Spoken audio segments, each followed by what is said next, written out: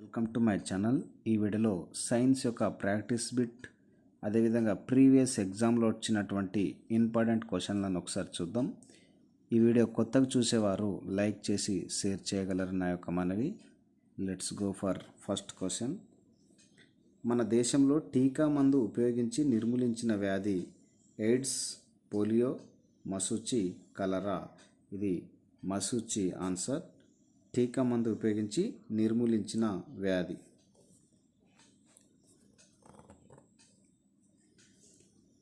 Penicillin అనే సూక్ష్మజీవి నాశకాన్ని కనుగొన్న శాస్త్రవేత్త Jenner, Alexander Fleming, Louis Pasteur, Aristotle.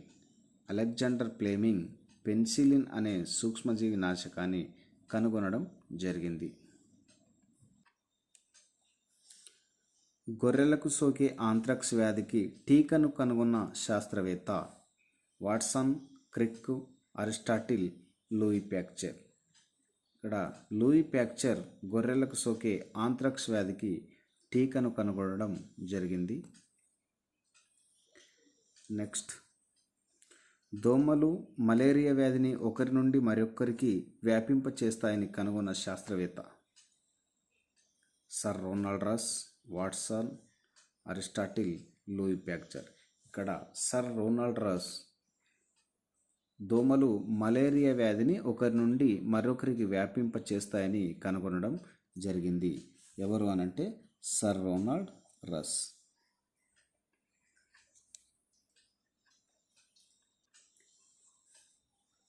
పక్షులు వాటి జీవన విధానానికి సంబంధించిన శాస్త్రం పెథాలజీ, ఆర్నిథాలజీ, అంకాలజీ, పెడగాలజీ.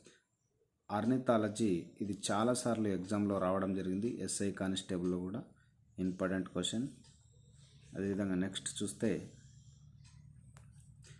మన దేశంలో హరిత విప్లవ కార్యక్రమము ప్రవేశపెట్టడానికి కారకులు ఎవరు?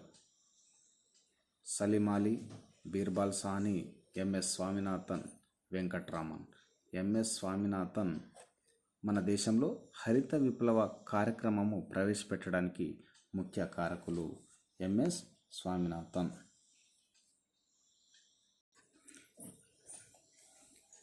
జీవరాజ్యంలో అతిపెద్ద కణంను గుర్తించుము. ఆస్ట్రిచ్ అండకణం, నాడికణం, బ్యాక్టీరియా, కాలేయ కణం. ఆస్ట్రిచ్ అండకణం జీవరాజ్యంలో అతిపెద్ద కణంగా చెప్పవచ్చు.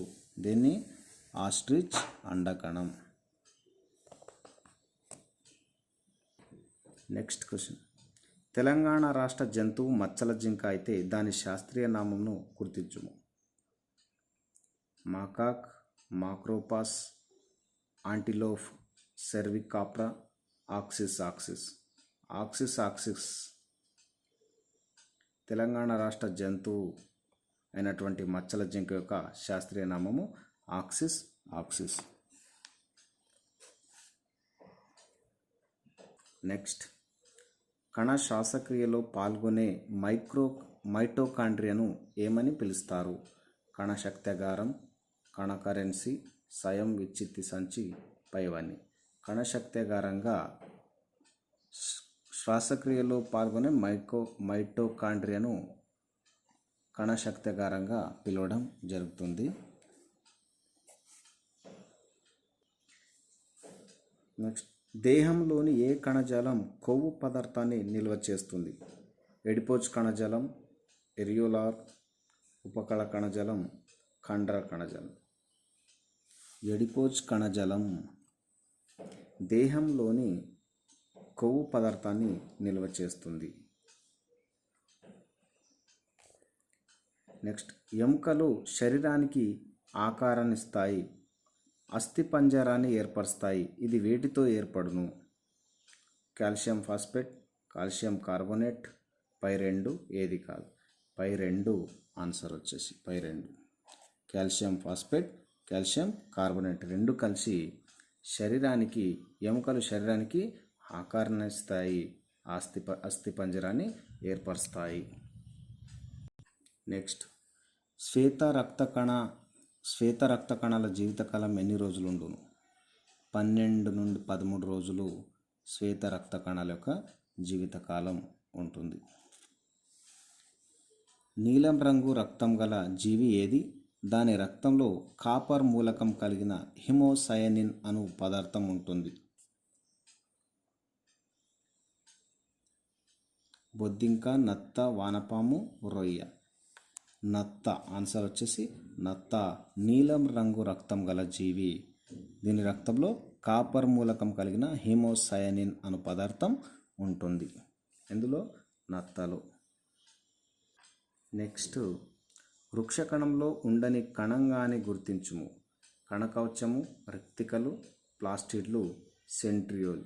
సెంట్రియోళ్ళు వృక్షకణం యొక్క కణంగాని, వృక్షకణంలో ఉండని కణంగా చెప్పవచ్చు. దీన్ని సెంట్రియోల్ని. అదేవిధంగా నెక్స్ట్ చూస్తే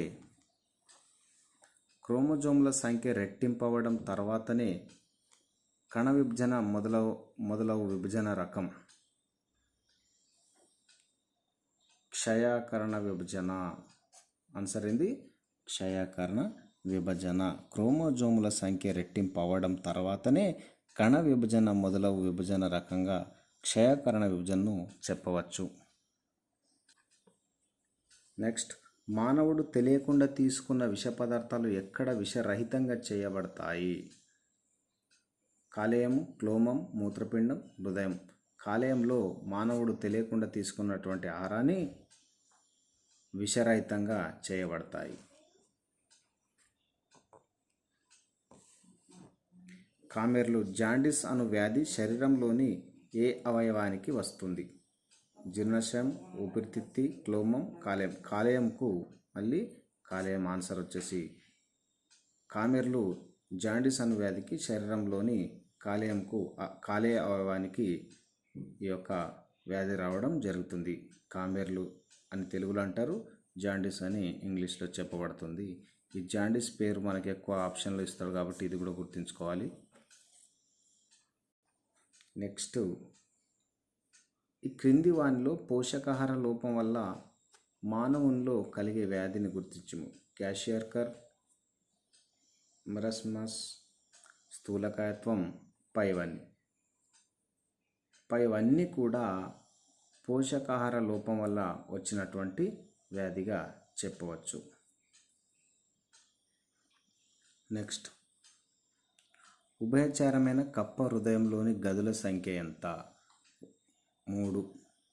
కప్ప హృదయంలోని గదుల సంఖ్య 3.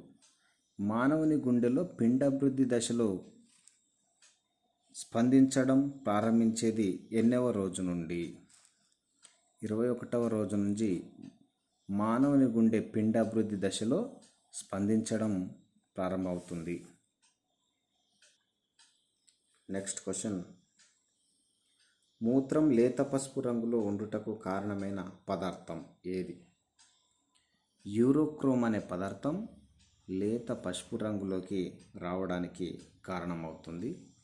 అదేవిధంగా కృత్రిమంగా మూత్రాన్ని వడపోయు ప్రక్రియను ఏమందురు?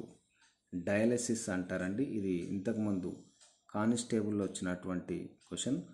కృత్రిమంగా మూత్రాన్ని వడపోయు ప్రక్రియను డయాలసిస్ అంటారు. ఇది అండి సైన్స్కి సంబంధించినటువంటి ప్రీవియస్ క్వశ్చన్లు, ఇంపార్టెంట్ క్వశ్చన్స్. నచ్చితే లైక్ చేయండి, షేర్ చేయండి. Thank you.